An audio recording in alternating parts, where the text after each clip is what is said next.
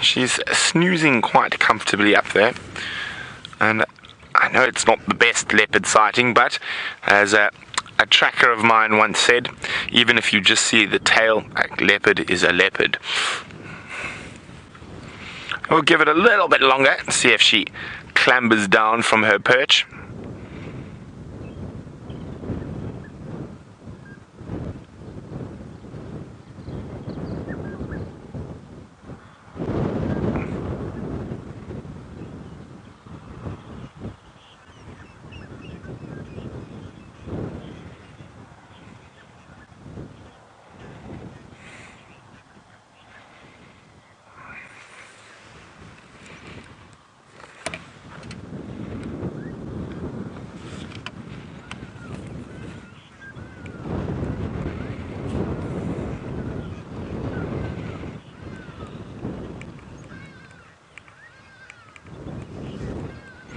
So Shamsung would like to know which of the female leopards will give oh, sorry, I got mixed up there. Xongile space, or will she just take Shiluva's territory, and or do they know when? Sorry, the game drive is being really loud. So do the leopards know when there's a free territory? Just give me 1 second. I'll just set Prim. Just go straight east from here, info. Sorry about this, guys. I'll be back with you in a second. She's inside Torchwood, just from us. Between those two trees, just head straight east. Okay, sorry about that, everyone. We're back with you. But so Shamsung's question was, which female leopard will make space for the little Xongile, and how do they know when there's a free territory, or will Xongile just take Shiluva's territory? Karula will make space normally for a female leopard, and so in likelihood Karula will give away normally some of the better parts of her territory to female offspring. Oh, she's up.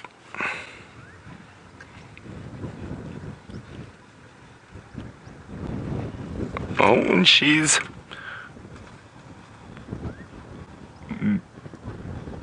gone. You got it?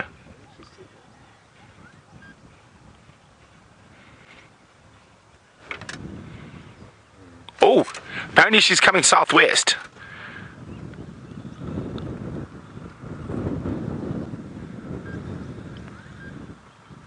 Okay, well, we're going to move a bit. Apparently she's heading back southwest, which is down towards the southern boundary. But we'll hang about here. Sorry, Shamsung, I'll get back to your question now while we're moving around. It's most likely Karula will give away a part of her territory. Shadow or Tandi will not in any way sequester any of their territory to their mother's daughter. So that's not going to happen. If anything, they would give young Xongile a very hard time. So it's likely that maybe Karula will move a bit further to the north into Shiluva's territory and leave that core area of Djuma maybe for her little offspring. But also, it also depends. Oh, sorry. Everyone wants to talk to me today. So I'll be with you in a second. Oh, hey! Minjan! Sharp, for. So, the guys have found some leopard there. The male one, but it's inside that Vulture. Inside Vulture, that way? That triple section of, what do you call it? And there's, what's her name? Tandi, she's coming back apparently here. Yeah, okay. She's coming back this way. Okay, I'll jump on the Eastern Channel, I'll go find out now. Okay. Western Channel. Western Channel. Ah, my Western Channel doesn't work, guys. Okay, cool. Thanks very much. Thanks, guys. Enjoy. Okay, sorry about that. There's morning meetings everywhere here today. So let's just finish chatting about that, those leopards quickly. So apparently there's a male leopard down there. So decisions: female, male, male, female. male because it's inside Djuma. So I think we'll leave Chandi. We had a good view of her, even though it was from a distance. So let me just try to remember. How do leopards know when there's a vacuum in the territory where there's a leopard moved? Well, generally there'll be a lack of vocalization, a lack of scent marks, but they'll have to be close to that boundary to realize that. Okay, let me go see if we can find out about the male leopard.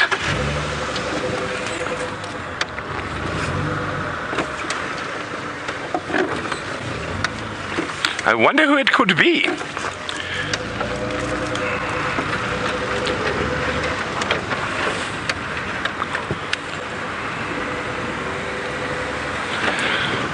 Pandemonium on the southern boundary today. Leopard here, leopard there. Right, so the male leopard sounds like it's inside Djuma, so that's why we head back towards that one. I have no idea which leopard it is.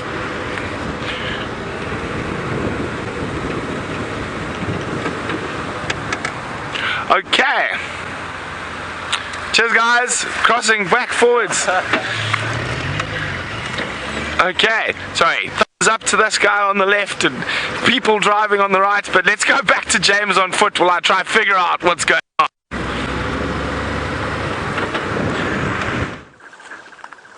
It is a busy morning, isn't it? That's wonderful, of course, out here.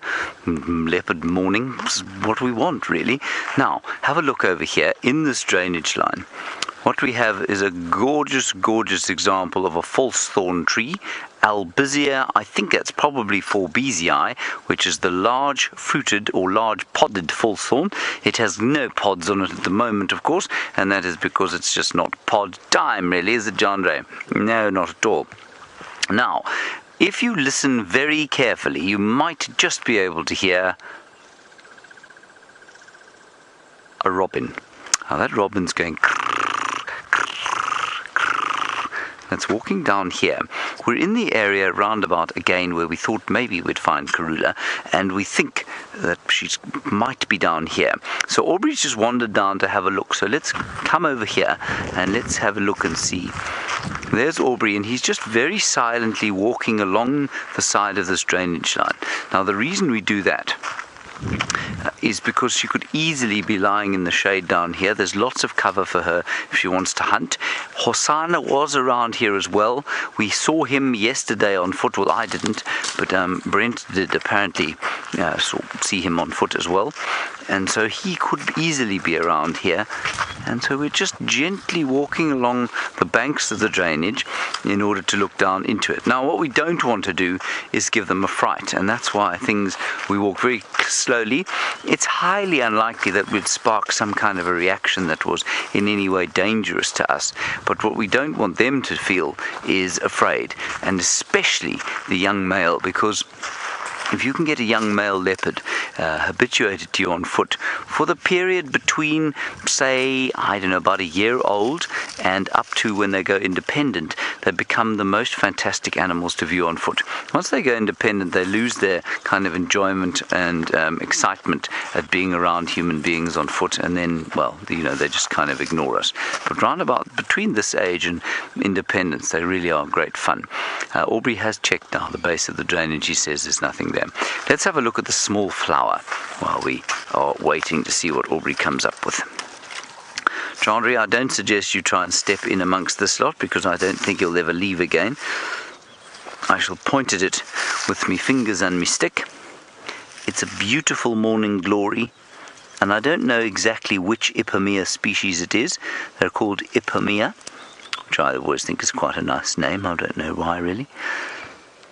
And there it is, beautifully purple.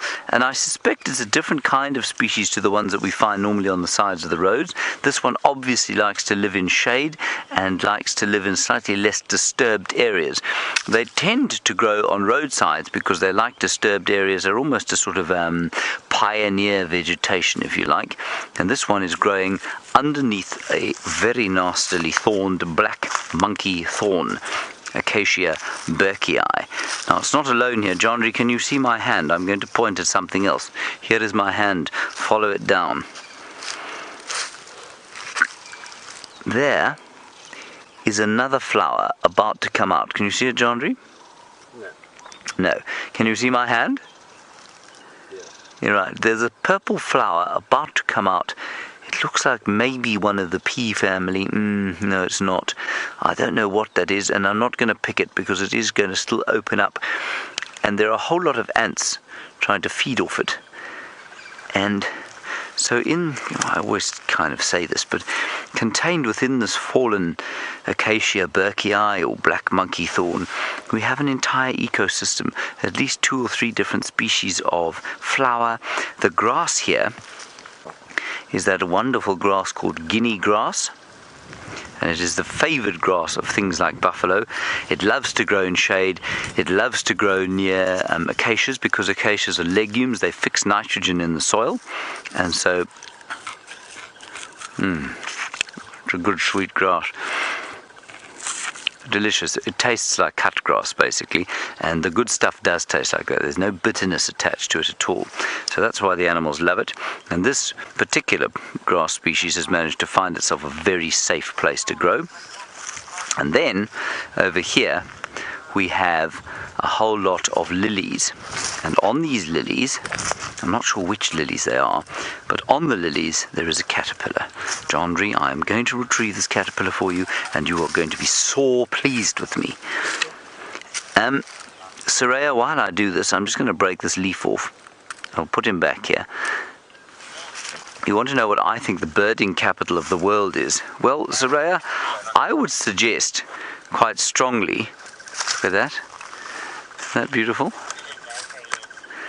I would suggest quite strongly, Soraya, while we look at this caterpillar of whose, and I don't know what it's going to look like as an adult, that Costa Rica, somewhere like that, on the equator, would be the birding capital. The closer you get to the equator and the lower down you are, the greater the number of species tend to be, both in plants and animals.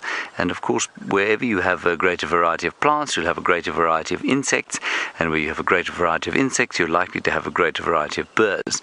So I would have said somewhere like Costa Rica, along that band, coastal forest areas, I think you'd probably have the most number of bird species per, say, square mile or square kilometer. Now, this thing has got a little bit of aposematic coloration. In other words, it's yellow, and it's orange, and it's black, which normally means it's poisonous. Do you want to eat it, Jandre? Jandre will eat just about anything. No, he's not really going to eat it, everyone. And I think it's coloured like that because perhaps it's poisonous, and it's sitting on one of these lilies. And a lot of the lilies are toxic. They produce kind of toxic alkaloids and things that would make this caterpillar and then the adult poisonous. Anyway, I'm not sure which one it is. Let's put him back onto his lily plant.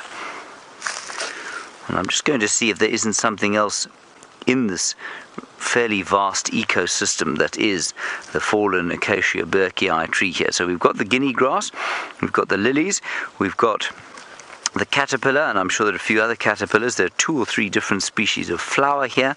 I'm going to walk around. There are plenty and plenty of ants walking up and down here. Mike, I don't know the answer to your question because I haven't really seen it. You say, do animals eat the morning glory flower? I think I've seen tortoises eating them, but I don't know, other than tortoises, I don't think I've seen a huge number eating them. The fact that they're on the ground indicates to me that they're probably not very tasty, because if you want to be a successful plant out here, you want to be kind of out of reach of animals, but they grow in open areas, and so I'm going to suggest that they're probably not very tasty. They're probably a bit toxic, and I think they're pollinated by ants because they're so close to the ground. They're not kind of open to the sky where a flying insect might come. They're open to ground-dwelling things, probably ants, I suspect. There's one other flower under here, and that's that one over there. Can you see that one there?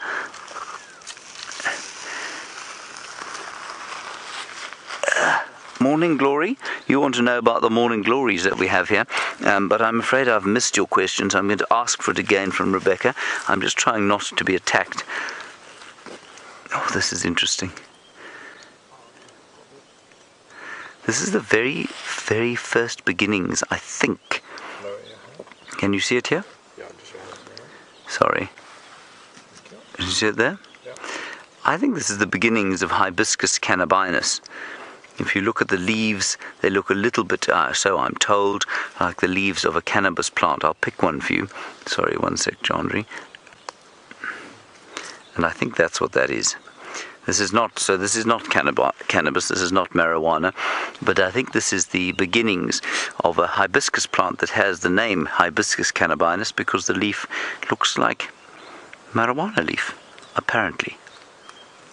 Morning Glory, I'm going to ask you a question once more, and if we don't have any luck with it, then we'll... Oh, hang on a second. Omkar, you're wondering about carnivorous plants in South Africa and whether we have any here. We have something called a carrion plant, but it isn't carnivorous. It smells like carrion. It's disgusting, but it's pollinated by flies, and that's why it smells like that. We don't, as far as I know, have any sort of Venus fly traps and all those, what are they called? Those funnel flowers that kind of drown insects. We don't have any of those here, no. So I don't think there are any carnivorous plants in this area. Rebecca, do you hear me? Can we have Morning Glory's question once more, please? There we go. Oh, Morning Glory, you want to know if the US, if these Morning Glories are like your Morning Glories in the US and only flower for one day. I knew that was going to happen. Negative, Morning Glory, that is not the case. They do seem to flower for a little bit longer than just one day. Thank you, Gendre. Are we okay now? Okay. Good, thank you so much. Vicious thorns. Right, come on then. Let's go and see if we can find a leopard.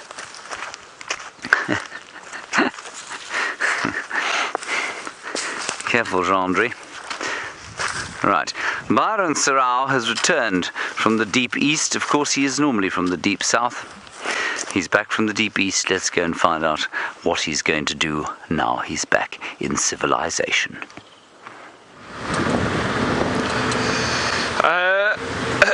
So we have returned, that is correct, James. We're back on Vulture or Djuma, and no sign of anything just yet. I know Brent had luck with the leopard and he's trying to get to another one.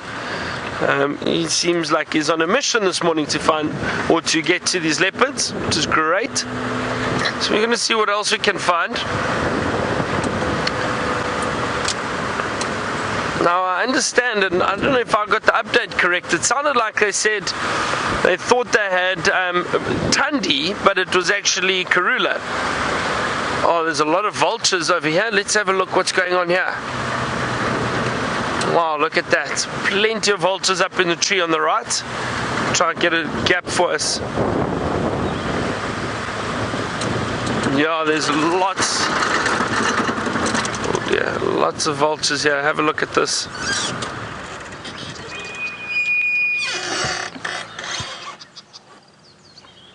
I wonder why they are all here. We'll have to have a look around. Because there are vultures in the other trees behind them. And those are all white-backed vultures sitting over there.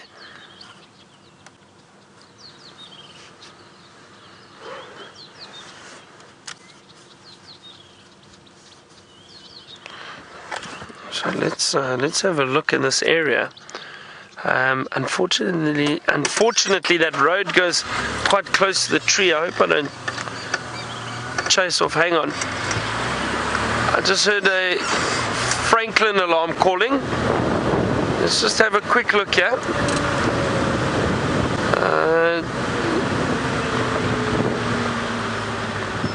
Could have been nothing, but it just... Alright, I'm going to check this area with these vultures. Let's head over to Brent, who's got another leopard to show you. Female. Look at this. We got told it was a male leopard, but I don't think this is. It looks like a female to me. Is that Shadow? The ears aren't tatty enough for Shadow. Oh, we're going to have a look. Anyway, she's moving half a Steenbok. So we're called in for a male leopard. This is definitely a female. Sean, if you catch, she is starting to move with the carcass deeper into Vulture.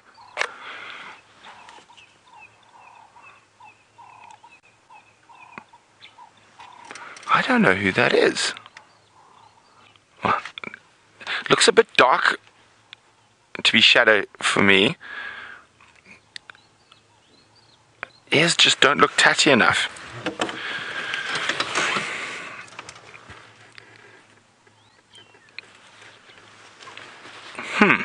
Interesting. Let's try and get a better look at her face.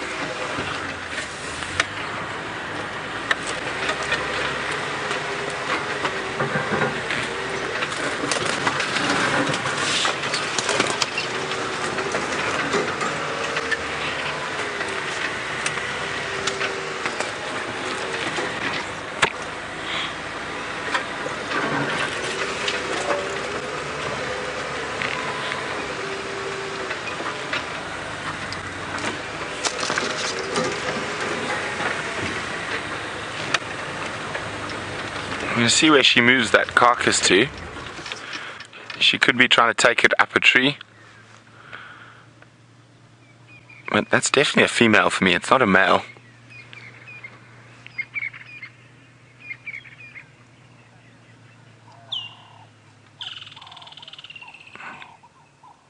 And that very big belly.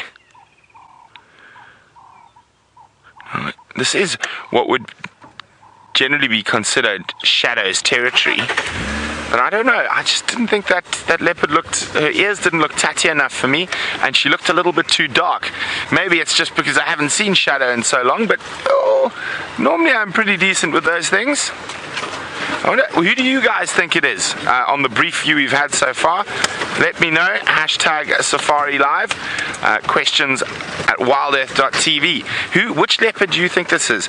I don't think it's Shadow. I could be wrong, of course, but she looks too dark, and her ears don't look tatted enough for me to be Shadow.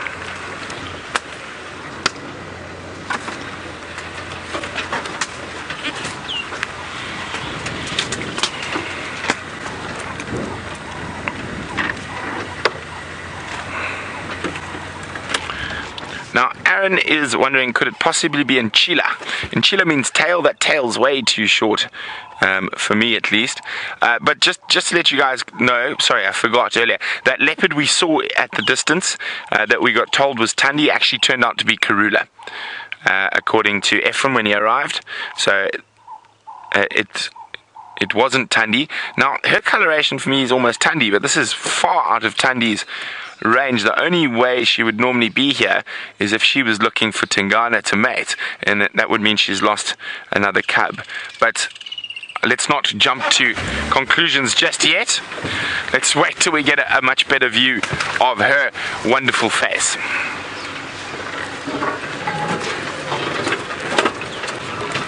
Now, AC says, does she look pregnant? I think she just looks like she's got half a steenbok in her belly. Well, the one thing I'm 100% certain on is it's not a male leopard.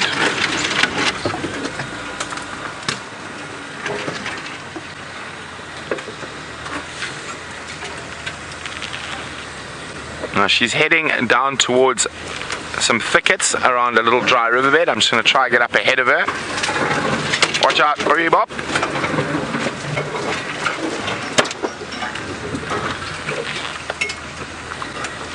So there's a nice open area coming up. I'm just going to try and get there so we can look back on her. It should take us 30 or so seconds.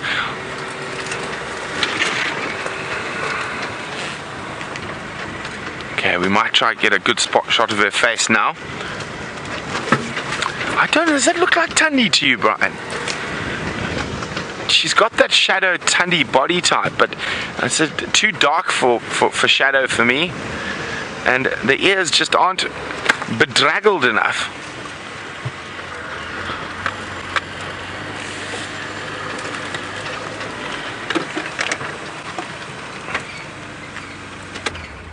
The Steenbok or baby Impala, I've been so...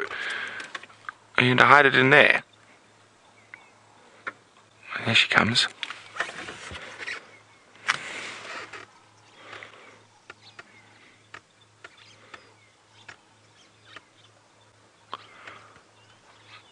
Is that a baby Impala? Yes, it's a baby Impala, not a Steenbok.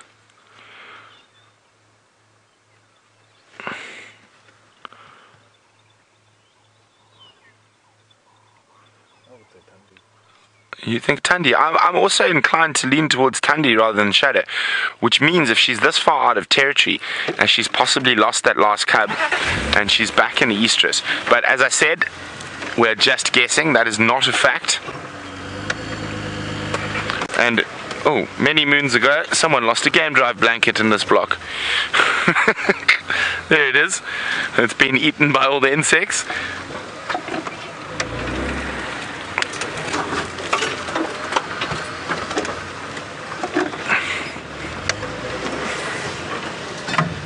Now, I think I should have pictures of Tundi here. So once she stops, I will double check.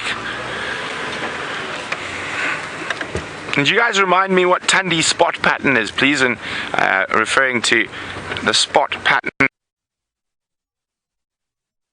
I can't remember it offhand, but if you do know her spot pattern, let me know, please. Hashtag Safari or questions at WildEarthTV.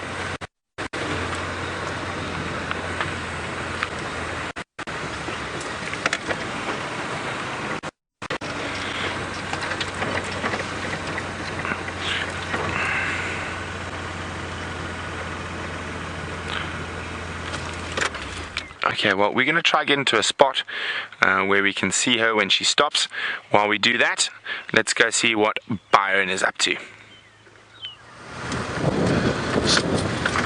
So I'm having a look around this area now with these vultures that a few of them did take off. A lot of vultures around, but I can't see anything. I'm trying to see if I can smell anything, perhaps a carcass somewhere. I'm trying to look for tracks, or I just don't know what it is, why they were all in this area.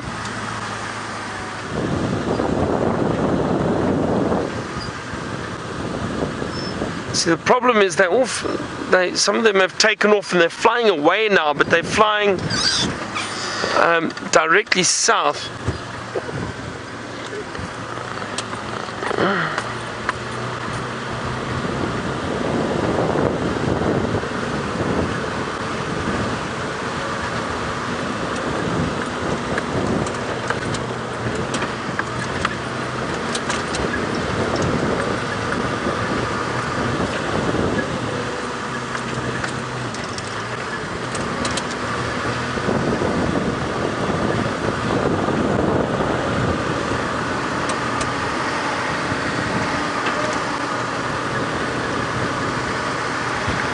You see, now some of them are sitting here again, these vultures. Let's just have a look around here and let's see. Some are flying.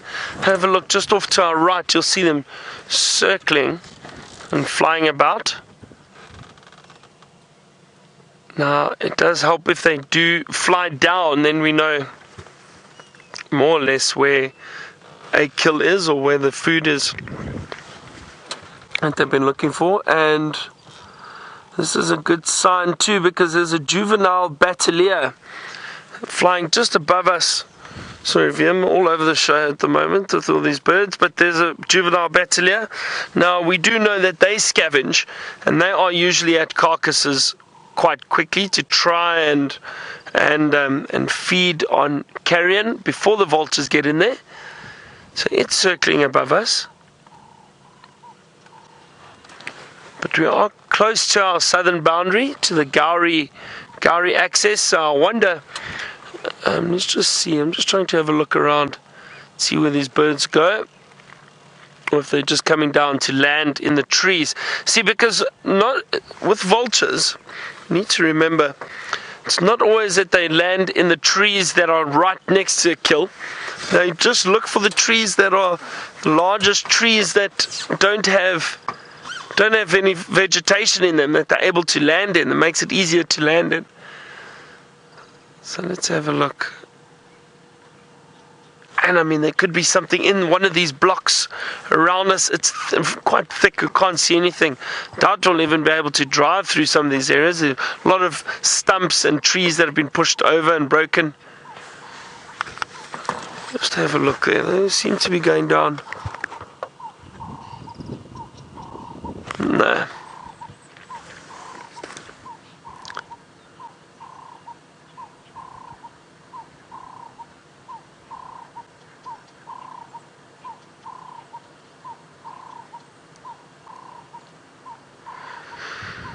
So it's interesting. It's interesting to see this behavior, and I'm not sure what they've seen, if they've seen anything. And again, there's not always a guarantee, but I just think with this amount of vulture activity that there must be something around. It could possibly be south of us, it could be in these blocks around here, but I don't see tracks. I haven't seen any tracks coming into the area. Maybe predators that have hunted anything. Maybe there was something that died of natural causes. Who knows? Who knows?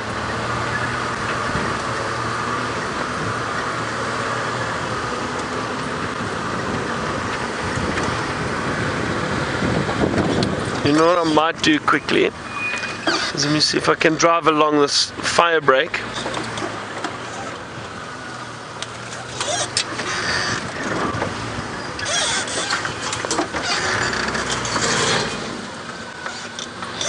Let's have a look around here.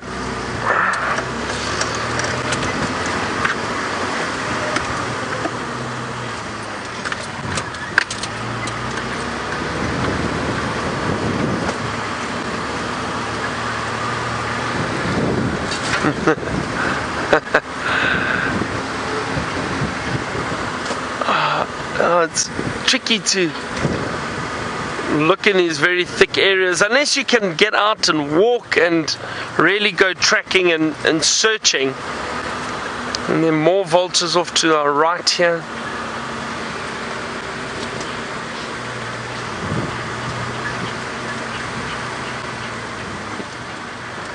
Might hear a lilac-breasted roller flying above us, just calling.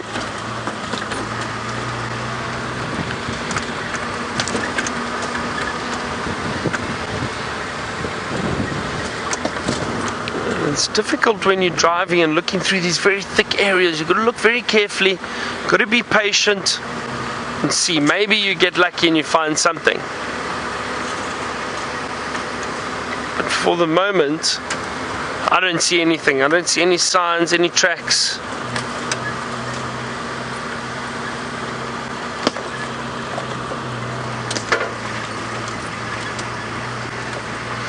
Also, what might help is if you switch off and you listen, maybe you hear something. If, for example, and I'm not saying it is, but if maybe the lions have made a kill, if they're feeding, we know how aggressive lions can get around a kill.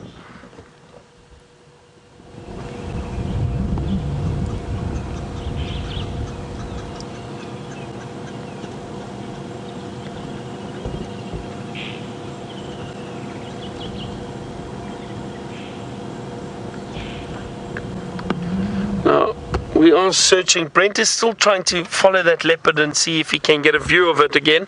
As soon as he does, we will head back to him, but he's moving through a very thick area at the moment.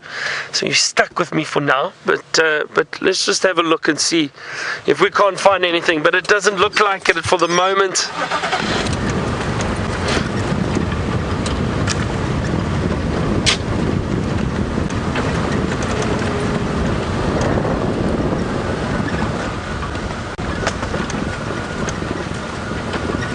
Harry Face would like to know, do we have any swallows in the area? We do indeed. We've got quite a few swallows that come through these areas. And at the moment I've seen 2 or 3 species. So we get the barn swallows, which migrate from Europe back down here in the summer. We have red-breasted swallows, and we have lesser striped swallows. There are some other ones that we get in this area, and I'll show you some of them. But we do have quite a few species of swallows that do come through, and we do see around. Let me show you quickly.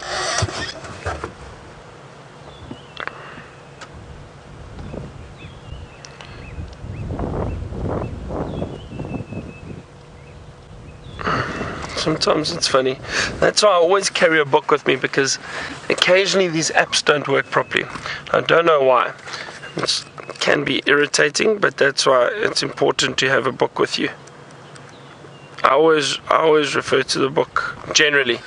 And it's just nice having those calls available. But here are the swallows, some of the swallows. So red-breasted swallow, this one over here, we get greater striped and lesser striped swallow. This one up at the top here, and this one here.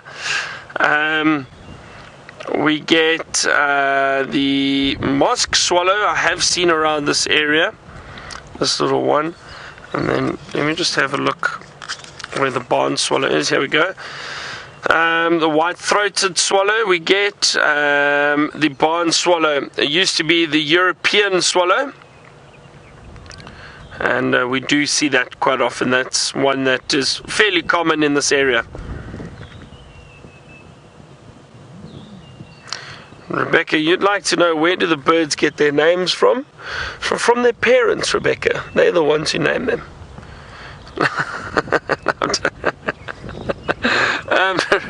Rebecca, I don't know who names the birds.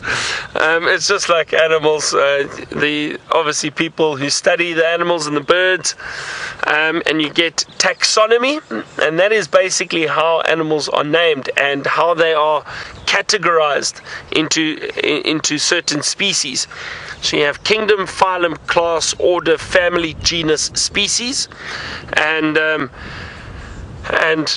every animal is put into classes and basically worked down where you get the genus and the species, which are the last two names, the scientific names.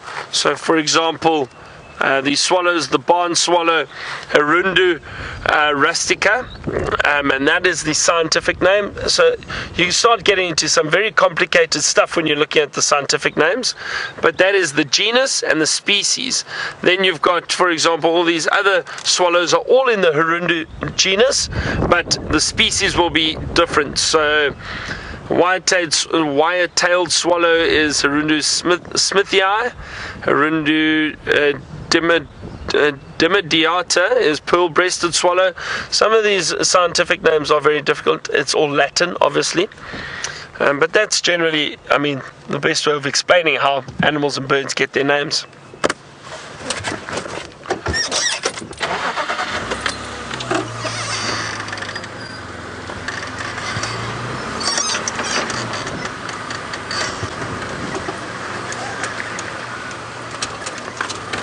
Like if you think of lions and leopards, exactly the same thing: kingdom, phylum, class, order, family, genus, species, and then once you get down to the obviously the genus for lions and leopards and jaguars, which we obviously don't have in Africa, but they all form Panthera. They are all under the Panthera genus, and then obviously the species is different. So lion, Panthera leo, and leopards, Panthera pardus, and that's obviously how they are linked. So they basically the same the whole way through, up until that last little part of the species, which will be different.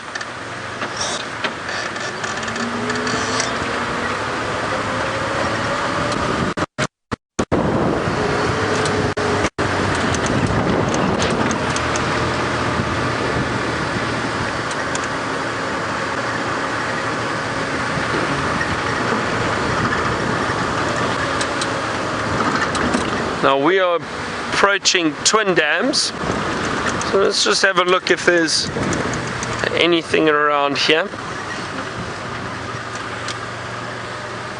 Now you can tell there wasn't a lot of rain last night. These little water holes haven't filled up at all, these little mud wallows. There's still very little water around. We need some serious rains throughout the summer. Hopefully we'll get some more to fill up these dams.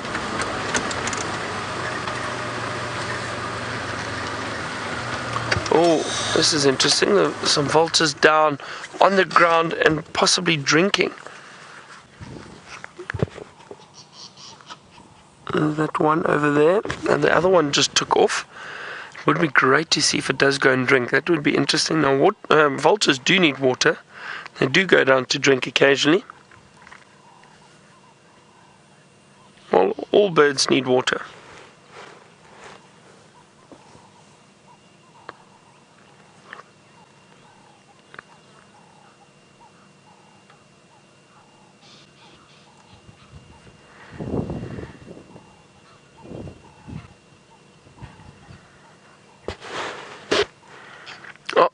And lilac breasted roller doing a bit of a display. It's just flown off. Could just hear it. There goes that vulture. I wonder if it's going to take off or if it's going to stick around. There it goes. Oh, almost didn't make the takeoff there. Got a little close to the road. These birds, obviously, these big birds need a bit of a run up and quite a bit of lift to get off the ground. You can see that beautiful white patch on the white-backed vulture. That is obviously why it gets its name, white-backed vulture. You could see that clearly. That was very nice.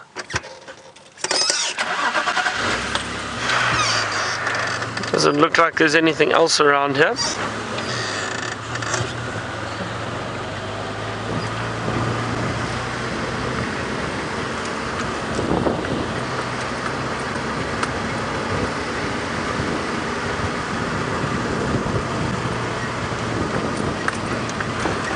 What little bird was that?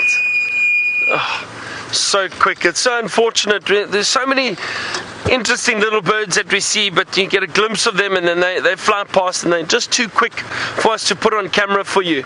That looked like that little long-billed crombeck, but it was quick. I'm not sure if it definitely was.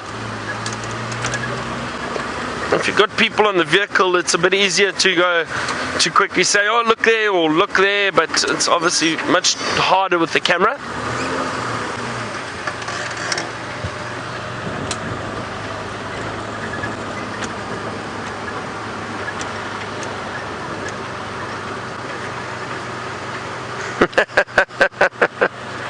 Oh dear.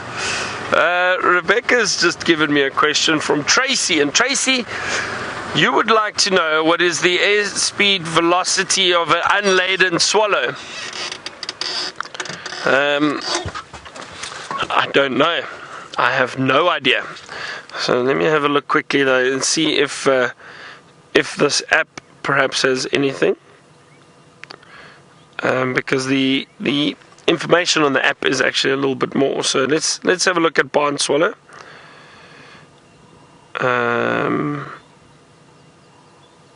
Okay, let's see if they've got anything regarding speed or velocity.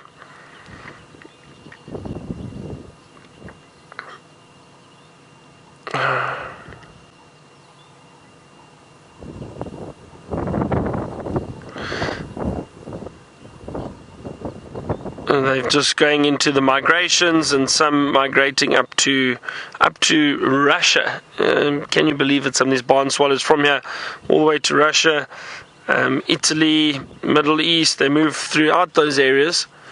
And general habitats, foraging, food, breeding, conservation, molt. No, measurements. No, unfortunately, nothing on speed of the swallow. I have no idea. I don't know who would study that and how accurate they would be. I know they do studies on the fastest bird around, which I think it's the peregrine falcon, if I'm not mistaken. Fastest, one of the fastest flying birds. Well, funnily enough, the peregrine falcon hits speeds coming down, so it dives down to attack prey. But and this is interesting, one of the fastest birds flying just in a straight line is actually a dove. A dove flies incredibly quickly in a straight line, but obviously with those falcons coming down and hitting speeds, and I'm trying to think, but I think they hit speeds of somewhere around 300 kilometers an hour. Now, what that is in miles, I don't know. What is that? Probably about 180 miles an hour. What do you think, VM? Somewhere around there? More? I'm not sure. I struggle to convert the miles into kilometers and that, but I think it's just over 300 kilometers an hour, which is incredibly fast. Maybe somewhere around 200 miles an hour, somewhere around there. 180 miles an hour. I think that's it. I don't know.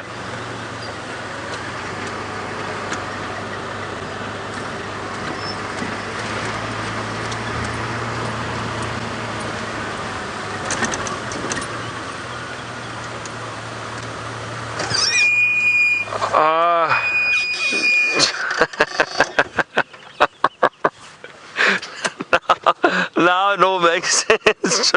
Chip Edwards was saying, I've been caught out because the question was, it was not a serious question. It was from a Monty Python skit, and now it all makes sense because I've seen the skit, and they talk about a swallow, an unladen swallow, and I think if I'm not mistaken, the swallows carry the coconuts, and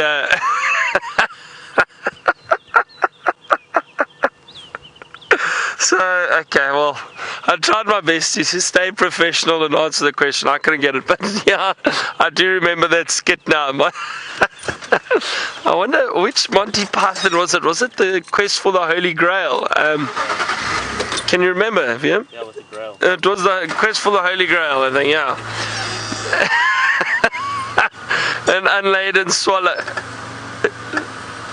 Yeah, that's it. I do remember. I do. Oh, good old Monty Python. Oh dear.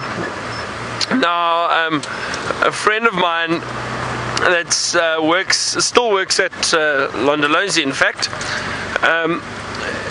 Him, James, and myself to an extent, but initially, when James was still working with us at Londolozi, James and this friend of ours, Duncan, they used to do a skit. Now, we love British comedy and that, and Fawlty Towers is obviously right up there with one of the really, really funny comedy shows. And they would do the skit on basically we kind of took part of it from Fawlty Towers, and we adjusted it slightly. So, and when James left, then I filled the role of Manuel, obviously. And Duncan looks very much like John Cleese, and he can pull off John Cleese very well. So we would do the skit where John Cleese, or Basil and Manuel are in the hotel, but we arrive in the Boma with all the guests. So all the guests would be eating dinner, and then we would attempt to clear the plates and clear the dinner once the guests have finished. And as you can imagine, it was very, very funny, and it was very entertaining for a lot of guests. And we used to have a lot of fun in the Bomas, and James would play guitar, we'd sing. We used to do so many fun things when we all worked together. It was really great. You can imagine the guests loved it, and it was just a wonderful experience. I do think it's important when you're on safari is you need to have fun. It's I try my best to stress that with guests that I have when I take them out. It's obviously we're here for the game viewing, and we're here to see animals, but also sitting around fires in the evening, the atmosphere, the fun. I'm a strong believer in that. I think it's what makes Africa so wonderful, and I think it adds to the romantic side of Africa. I think there's, it really does. Oh, look at the baby Nyala. Hang on. There it goes. Just through there, you might see it. Oh, sorry, those branches are in the way now. The mother's on its way. Maybe it decides to come out.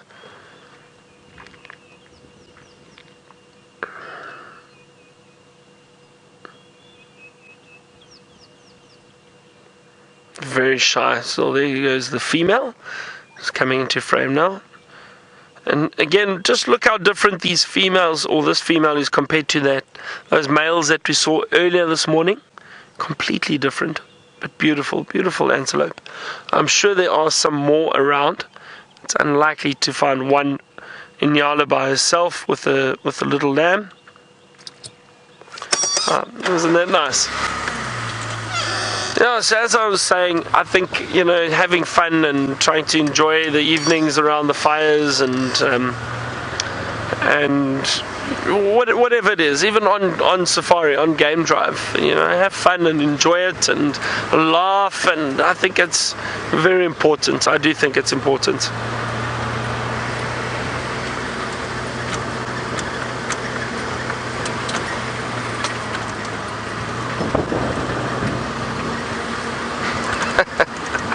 I'm still laughing about that swallow.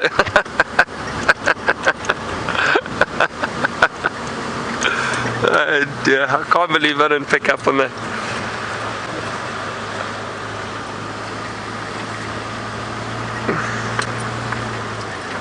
Oh, slender mongoose. Slender mongoose just ran across the road. I'm going to see if I can... There it is, straight ahead. It's standing up at the moment. Can you see it there, Viam? There, look at that. There we go. We've been trying to get a view of a slender mongoose. Fantastic. We caught a glimpse of one yesterday. There we go, and then it runs off. But at least we got to see it. Fantastic. You see how it turned and stood up to have a look. I wonder if it was perhaps looking at a bird or something behind it. Let's have a look. Let's just see. But did you see how it stood up to have a look? Really awesome. Was it yesterday, I think? We had birds alarm calling and chasing a mongoose. We tried to see it and it disappeared. They do disappear fairly quickly.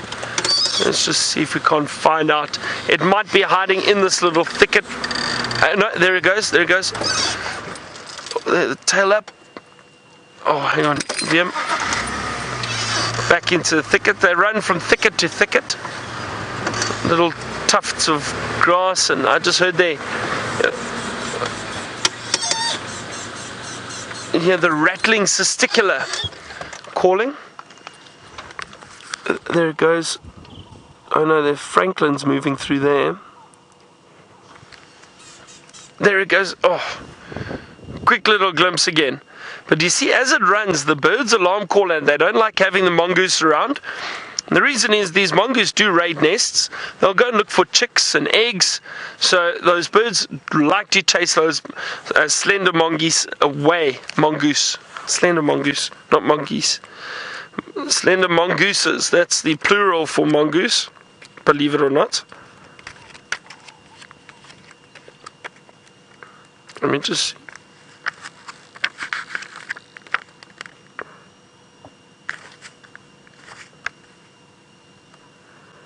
Let's just have a look here. I'm trying to see the slender mongoose and see that, insects but also reptiles, small rodents, birds. So that's why those birds alarm call at them all the time. So they've got a wide variety of food that they feed on, but they do raid nests, and that's exactly why birds always mob the slender mongoose if they do see them, try and chase them away. That was a wonderful sighting of one. Really, really great. Nice surprise. Well, we're doing a lot better this morning in terms of finding animals than I did yesterday afternoon. Now all I need to do is start the car. There we go. I hope you all enjoyed seeing that mongoose too. It sounds like you all did, because it's not something we see often. That's great. It just shows you never know what's going to pop out and show face, shall we say.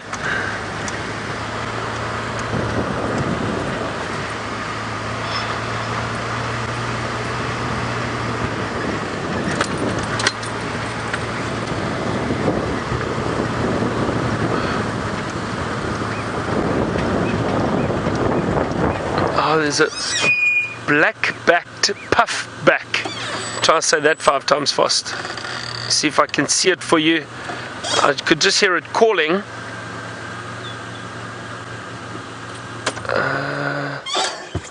Just have a look around here quickly. And it's a beautiful little bird. Otherwise, I'll just show you a picture of one.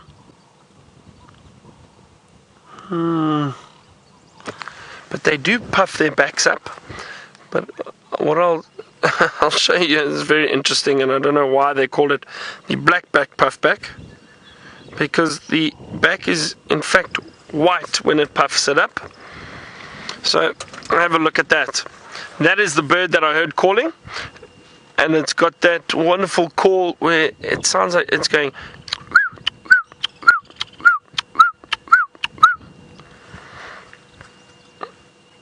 Oh, there we go. So that's the black-back puffback. Beautiful bird with a white back that puffs up. Now, we're going to continue. It sounds like James is still on the walk. I was worried about him. Didn't know what had happened to him. But he's got a surprise visitor in a tree. Let's go have a look.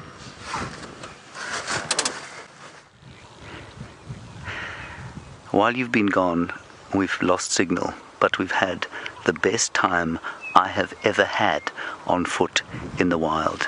Over there, in the tree, is Xongile. She is 30 feet from us. When we found her, and I say we, Xongile spotted her, she was 100 feet away, and we sat down, and she slowly come closer and closer and closer, and then she climbed this tree behind us. And there she's sitting, just watching.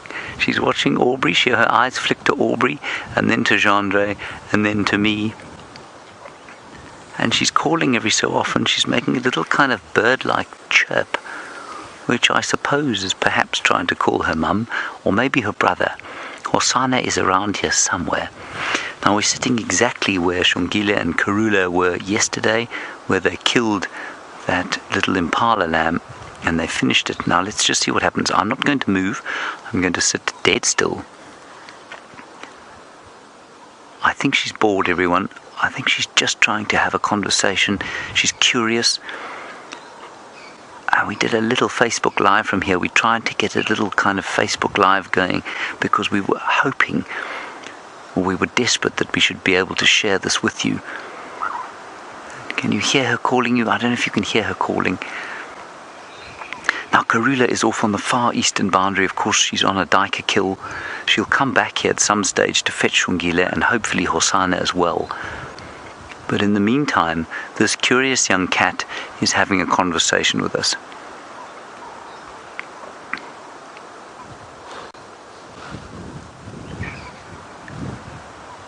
And I was trying to unpack what I felt about this. I was trying to unpack what it meant to me and why this was so special. And it's because this animal is not tame. She's not domesticated in any way. She is, in some way, she's an embodiment of wild.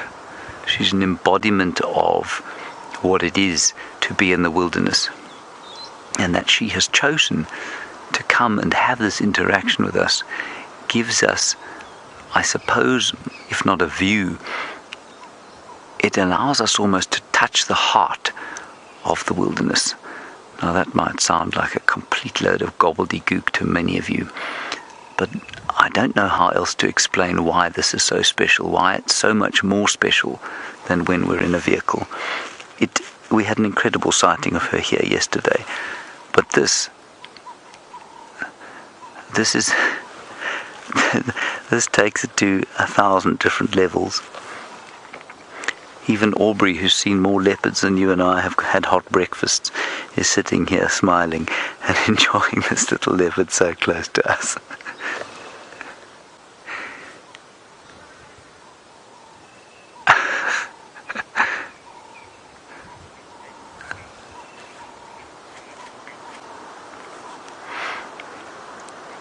And of course, we're sitting here with a young leopard, and I know Brent has spoken about it, and I'm sure Jamie has too, and Byron probably as well. They've spoken about how they enjoy being with young leopards like this on foot. And James, your question is, will she remain like this? And the answer is almost certainly not. You don't really want her to. When they become adults, they lose that sense of curiosity and awe.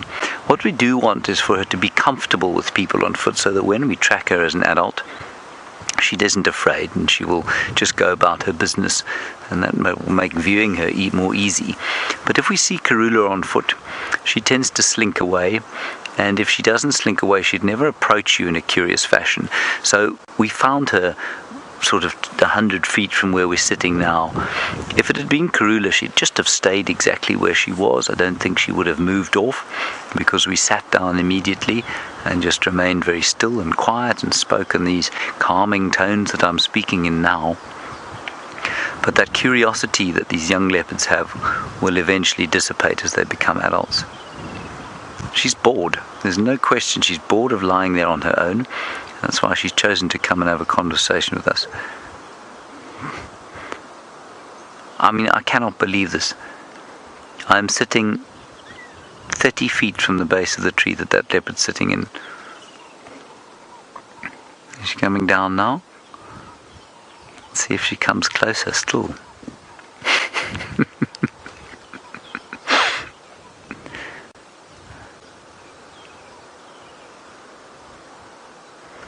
Now, when we started, she was very careful not to come out into the open like she's doing now.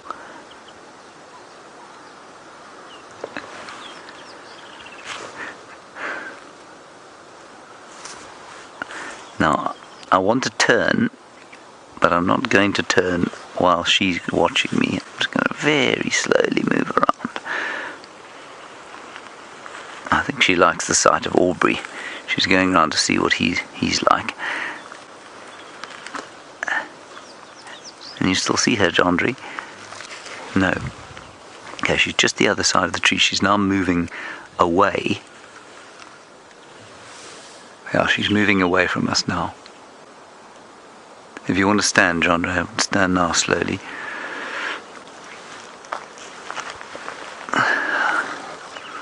We're going to try and get one last look. No, she's gone. She's gone into the thicket. All right, we're going to head back to Brent and his mystery leopard. I will tell you, for those of you who were watching yesterday, you may have noticed that William of Djuma lost his hat. We found it again. William will be very happy. I am absolutely ecstatic.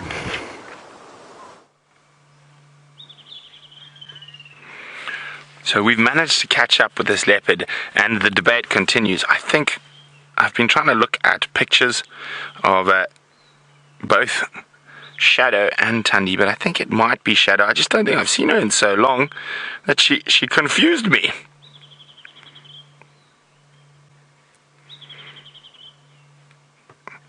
And also, it doesn't help that all my photographs of that I have here of Tundi seem to be of her snarling. But yeah, Shadow is a 3-4 and Tundi's a 3-3. And you have one picture of Tundi not snarling.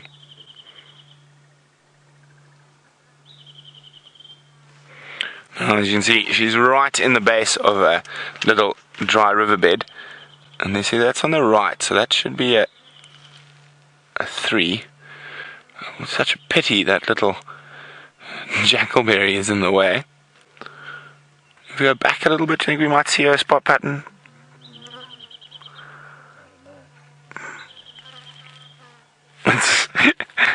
There we go. As you can see the 3. Big first spot. Let's have a look. Where's Shadow? Big first spot. Looks to be sort of the right shape. Let me go back to Tundi now.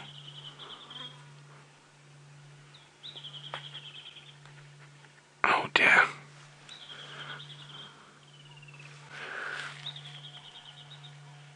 I think it is Shadow. Shadow, is that you? Scott of here.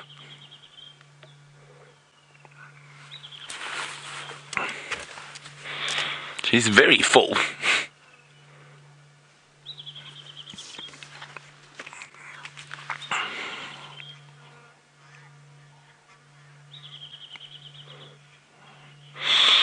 Ooh, we're going to come back just now, but Byron's got an incredible bird to show you.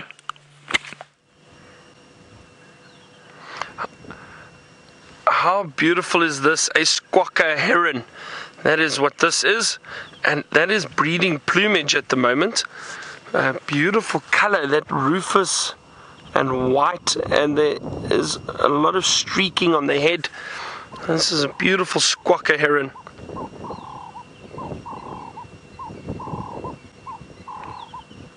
And they are wonderful. They are they're common residents. However, they usually found singly, and you don't see them very often.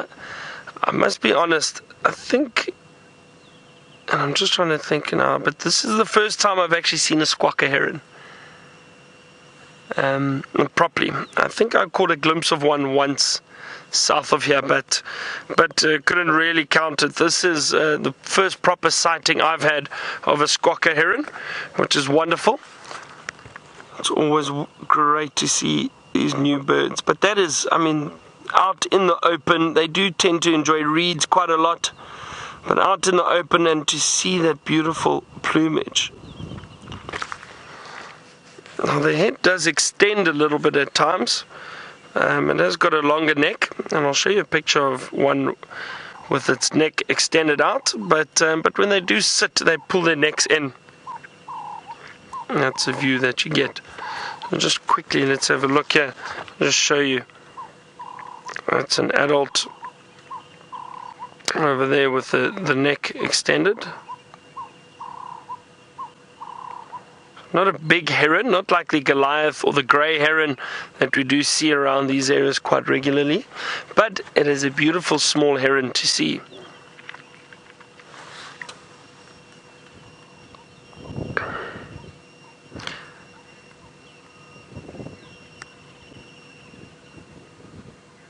Wow, Aaron, your list is on 143 already, and this with the Squacco heron. Great, a new bird for you too. That's wonderful.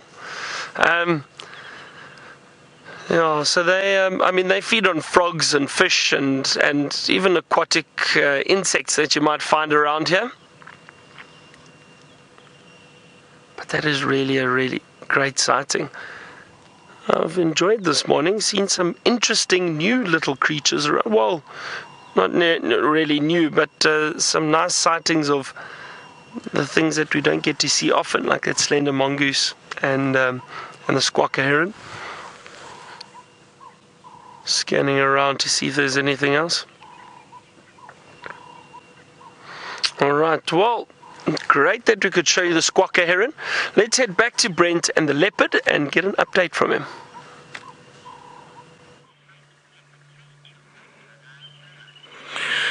Okay, I'm still indecisive about which leopard this possibly is. I'm leaning a little bit more towards shadow now. Why don't you guys let me know? You've got all those wonderful screenshots, and you can go back and double check. Which leopard is this?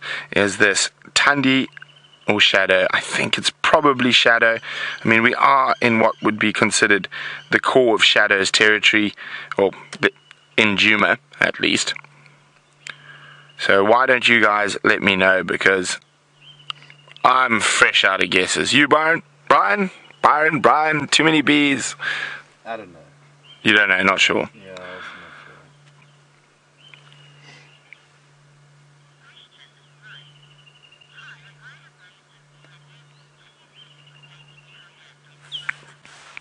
not sure. Now, hello, Mike, and who says he's a relative newbie and would like to know how we identify spot patterns. Well, Mike, it will be my absolute pleasure to help you out with that. Now, you see there's a line of spots just above her last line of whiskers, and that is, each leopard has a very different one.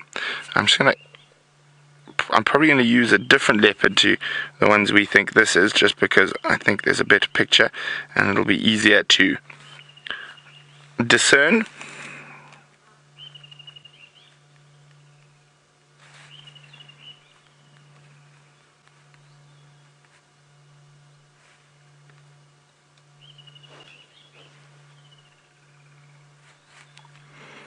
Okay, we're getting there.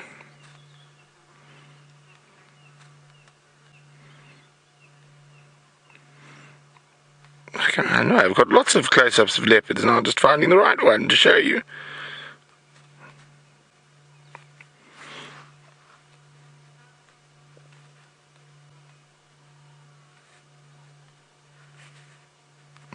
That should do just for these. Oh, no, what have I done? I've pushed a button and there we go, that's the picture we want.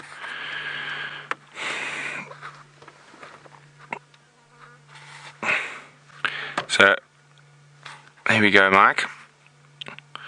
We're talking about this line of spots there.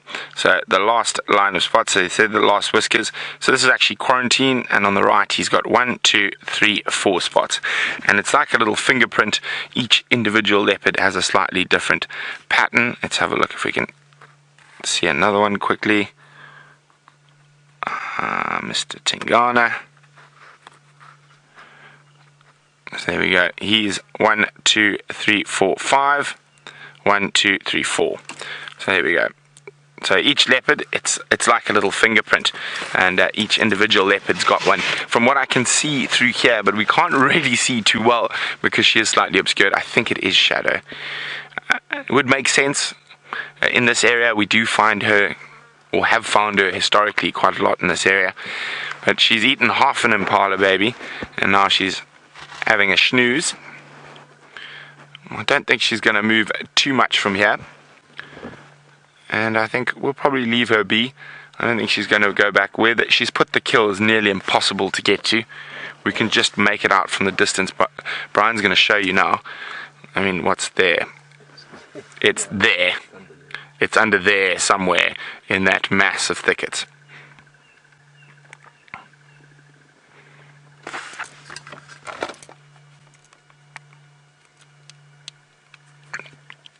Okay, Miss Shadow. I'm pretty sure it's Shadow. Guys, you can confirm with me, but I think we'll leave her here. We're not going to get much more out. I think she's got such a full belly. All she wants to do is snooze.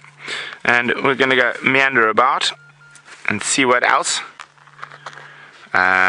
we can find. So apparently most of you do think it's Shadow. I think I got a little bit excited. I always get excited when I think we found a new leopard. But it is wonderful to catch up with her. I haven't seen Shadow in an absolute age. And now we're going to leave her here snoozing in the drainage line. And while we do that, James has got a pretty flower to show you.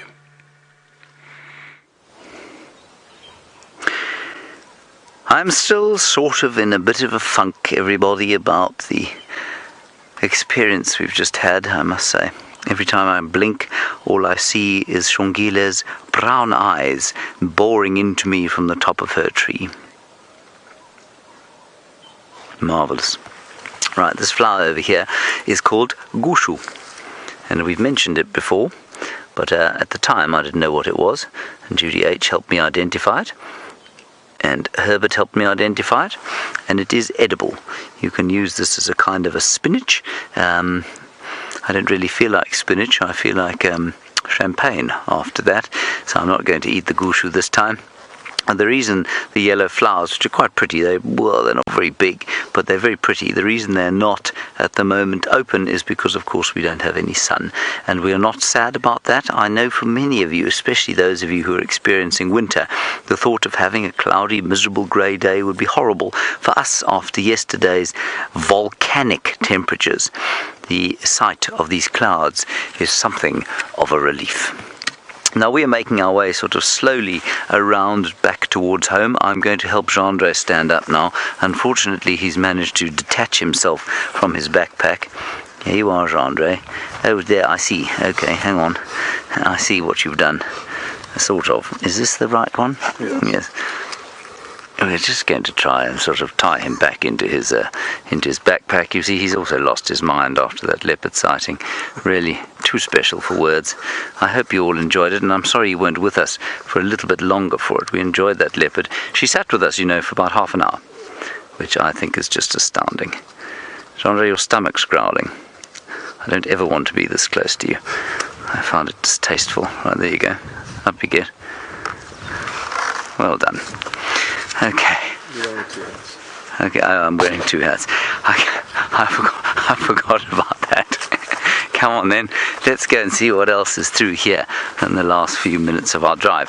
So it's interesting, so that's Shadow. So we've seen Karula and Shadow and Xongile today, all the ladies. We think maybe Hosanna has gone down into the drainage line over there.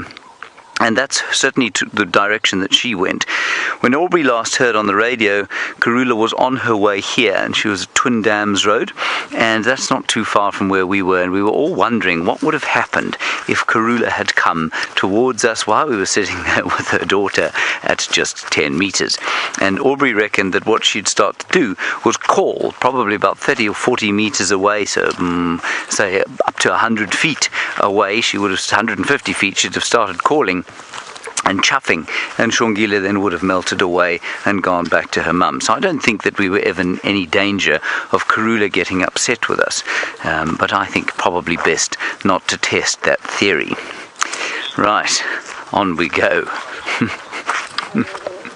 It's just, I'm struggling to stop smiling after that quite astounding sighting.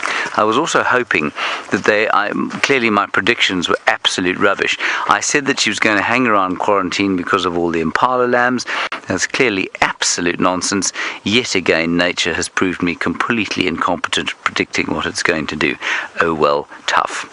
Now, let's have one last look over here and see if we can't unearth some sort of insect. Ooh, hang on a second, there's actually something much more interesting.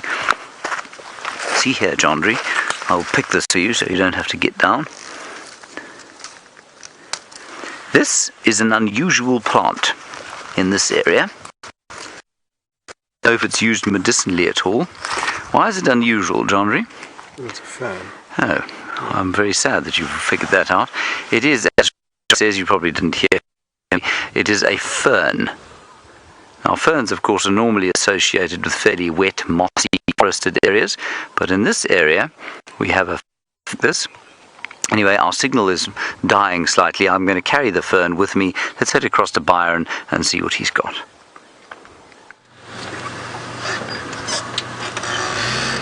So we've been driving around. We went past the Gallagher waterhole just to see if there was anything there. Unfortunately not. I've still been chuckling about that Monty Python skit. Tracy and Trip Edwards, thank you very much for that entertainment this morning. I did enjoy that. You got me really good, Tracy.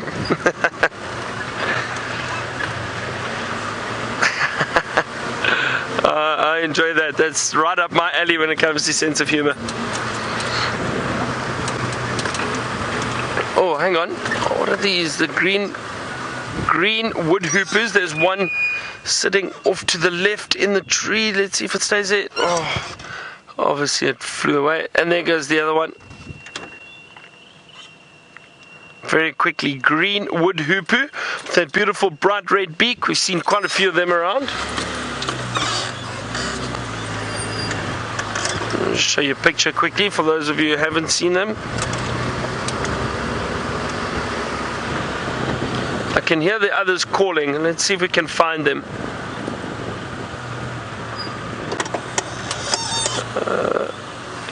Have you got them there, have you?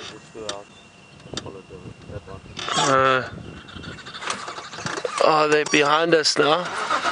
Typical. Hang on, let's quickly see if we can get. They're sitting in this tree.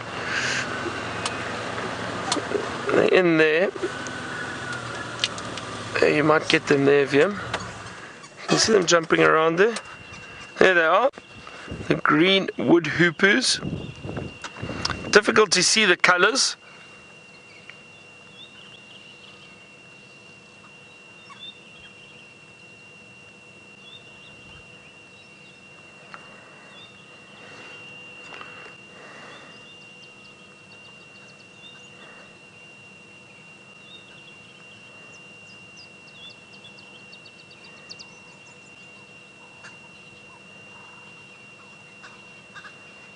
There they go. I'm trying to find them quickly for you, just show you exactly how colourful they are. What can I find? There we go. There we go. And that'll give you a better idea of the colour of that bird. A beautiful, beautiful coloration, and when the light hits them, you see that iridescence. But that red beak, it's very easy to see, and they are always in groups, family groups.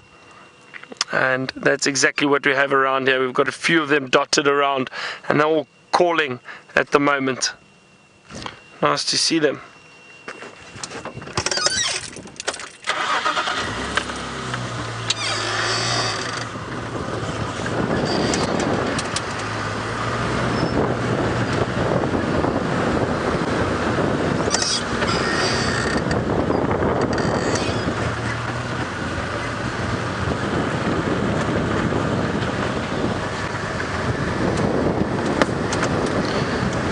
So it's been quite a leopard morning this morning. I mean, we had James found leopard on foot. Xongile, was it Xongile? Yeah, it was Xongile apparently.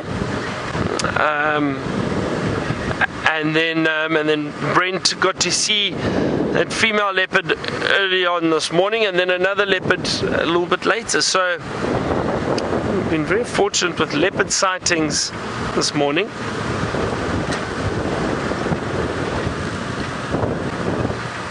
Bushmike, you wanted to know if that green wood hoopoe is the same as the red-billed wood hoopoe.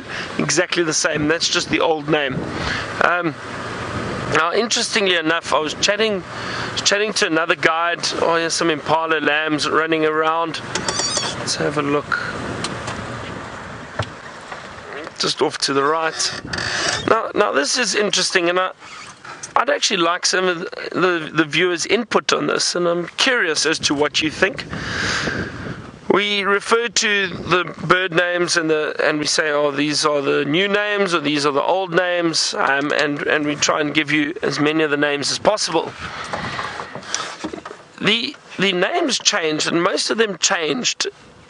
I'm trying to think if it was the early 2000s, I think, because I remember 2003, 2004, the names had already begun to change, and they were changing. And now, I spoke to someone the other day, and we were discussing the new names, and we said, and he made quite a valid point. He said, for guides these days, not to know the new name is completely wrong, I think, and that's what he thought too, because he said these names have changed, and they've changed so many years ago. That is the name of the bird now. So the old name, some people who are still stuck on the old names, I think with the birding it's different. I think it's time that perhaps everybody needs to get on the same page with the new names. It is difficult at times, and I catch myself occasionally. Another example is the violet-backed starling. The old name is the plum-coloured starling. It's a beautiful name, plum-coloured starling. It's got beautiful colours, but it's called a violet-backed starling now. So, you know, I kind of get where this other guy was making a point. He said, you know, we now at a stage where we should purely be using those new names, and perhaps we can say, look, it used to be called that, but that is the name. We can't deny using the new names, because that's what they're called. So I'm curious, just out of interest, what viewers think about that. Are you happy with the changes? But like I said, I mean, it happened so many years ago. We've got to just accept it and move on and learn the new names. And then if you know the old names, it's interesting to know. And there's a lilac-breasted roller that's been calling, making quite a harsh noise. I can't see it at the moment.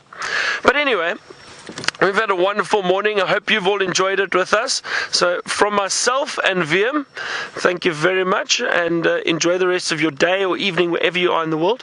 We're going to head back to Van Hunk and see what he has got.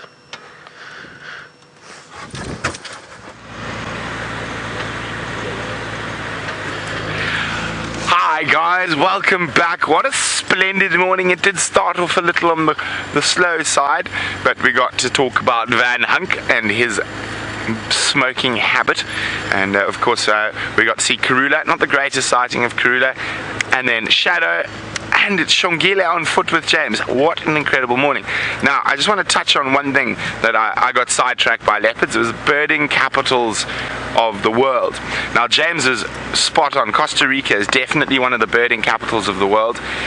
In Africa, you got to look at the Congo Basin forests, and there's about 1,600 species that occur in the Congo. But in terms of, like Costa Rica, a small country with the most incredibly diverse bird life, and it actually has more than Costa Rica, which I found quite amazing, is Uganda.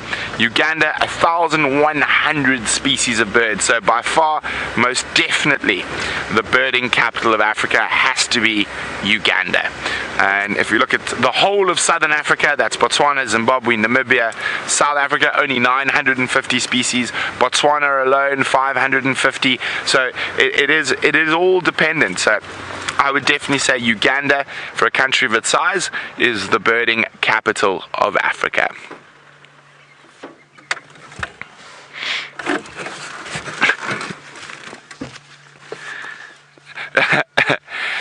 Lucy is saying, why do they give birds new names? Weren't the old ones good enough?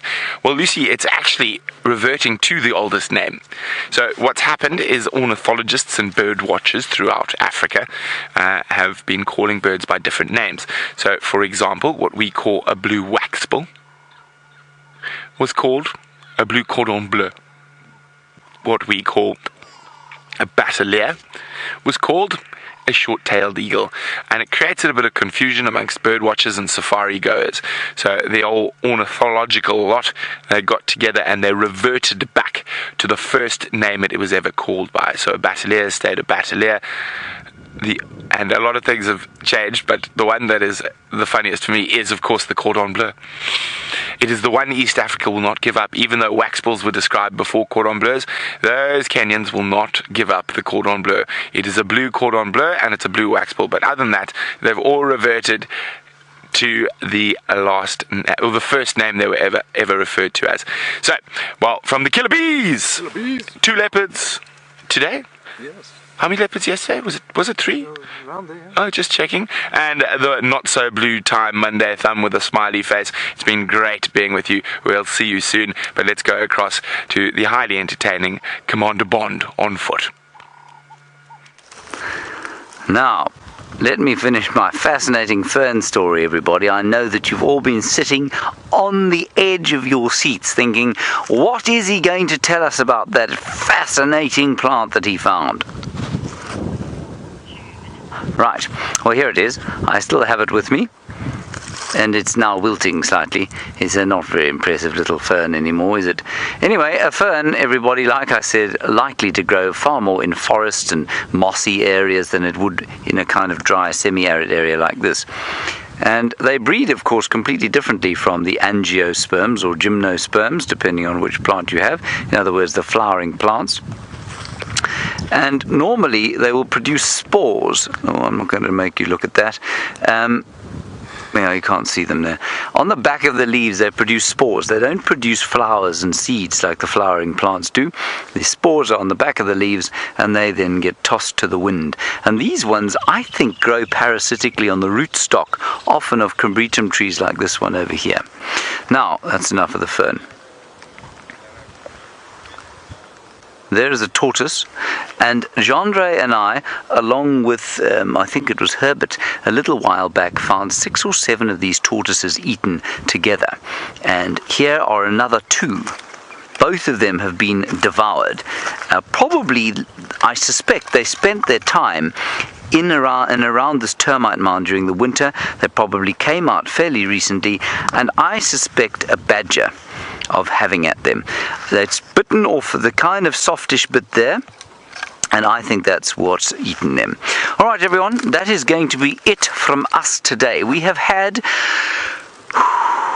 the most wonderful experience on foot with Xongile. I'm sad you didn't join us for all of it, but at least we got some of it. We'll see you this afternoon at 4 o'clock. Until then, stay safe and happy, and thank you very much for joining us on the walk and 2 drives. I hope you've enjoyed it half as much as we have.